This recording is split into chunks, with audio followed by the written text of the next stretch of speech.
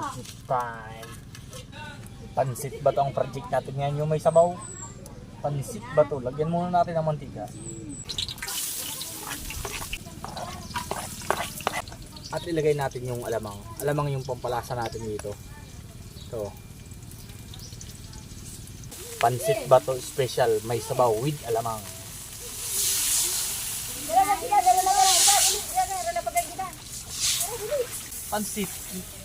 Pansit with sabaw na may alamang.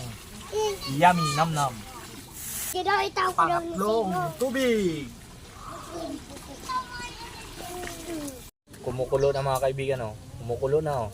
Lagyan natin yung paminta. Magic sarap.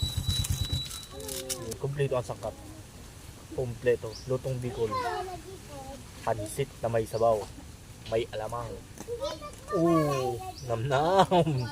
Yummy. Ayan. May alalay pa ako magluto. Ang anak ko. Alalay ko to. Atras! Atras! At lagyan na natin ng toyo.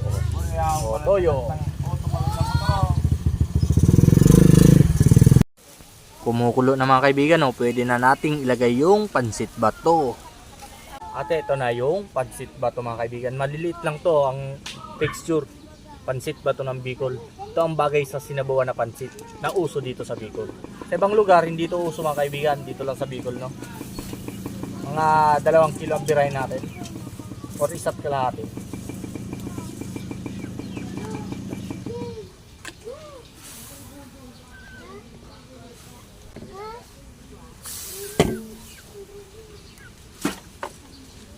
Untik pang matapod mga kaibigan, ah. Kinabahan ako doon. Pangit yung tripod natin ng lutuan. Ayusin muna natin. Ayan na mga kaibigan, nasolusyonan ko na, oh. Nilagyan ko na ng tukod. Dagdagan pa natin mga kaibigan, mukhang kulang pa yun eh. Ayan. Para marami-rami ang makakain. Sponsored na kasi ito ng mama ko, no? Wala nagluto. Masarap ito mga kaibigan. Simpleng pansit ba to? Walang masyadong halo. Ano lang? Ang sahog lang nito ay pansit. Yung ano nga, yung alamang.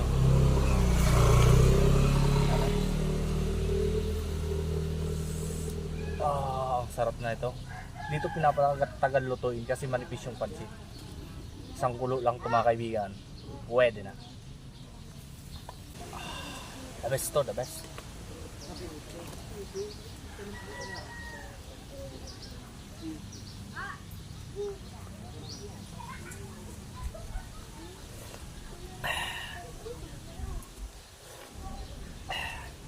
UX na.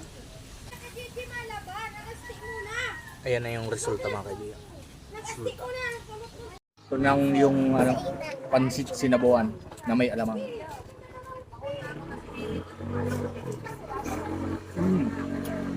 Higit ang sarap. Yummy. Pasado na naman mga kaibigan yung food trip natin ngayong rest day.